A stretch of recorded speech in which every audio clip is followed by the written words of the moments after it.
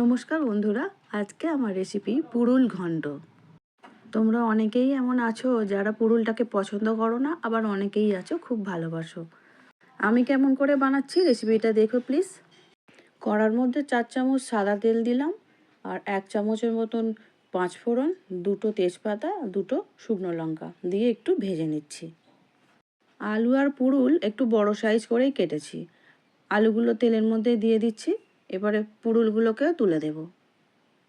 পুরুল তো ঝিঙেরই মতো, তরকারিতে দেওয়ার সঙ্গে সঙ্গেই ছোটো হয়ে যায়, সেই জন্য আমি পুরুলগুলোকে একটু আলুর মতো বড় সাইজ করেই কেটেছি। তোমরা চাইলে আলু আর পুরুল দুটোই ছোট ছোট করে কেটে নিতে পারো। মোটামুটি ভাজা হয়ে এসেছে, এবার এর মধ্যে একটু মশলা আমি অ্যাড করব। ধনে গুঁড়ো আর জিরে গুঁড়ো দিয়ে দিচ্ছি 2 চামচ। তরকারিটা একটু সাদা সাদাই করব, সেই জন্য এখানে আমি হলুদের ব্যবহার করছি না, চাইলে তোমরা হলুদ দিয়ে করতেই পারো। ধনে জিরে দিয়ে আবারও একটু ভালো করে ভেজে নিচ্ছি। পুরুলের তরকারি তো একটু মিষ্টি মিষ্টিই ভালো লাগে, তাই আমাদের দিয়ে দিতে হবে 1 চামচ চিনি। চিনি দিয়ে আবারও খুব ভালো করে একটু মিশিয়ে নিচ্ছি।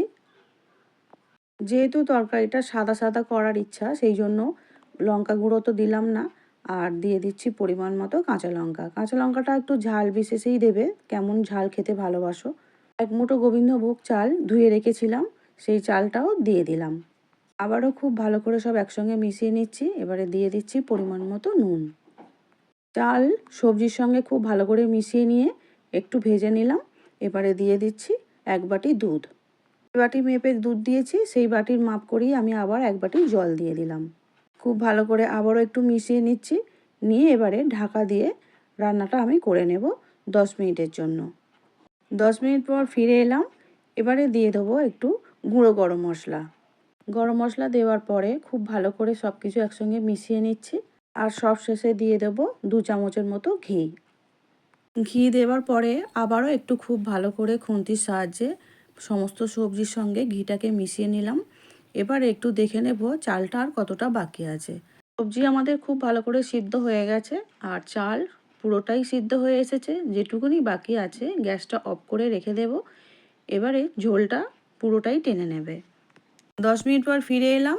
খুব সুন্দর সব কিছু একসঙ্গে মিশে গেছে, আর চালটাও খুব ভালো সিদ্ধ হয়ে গেছে।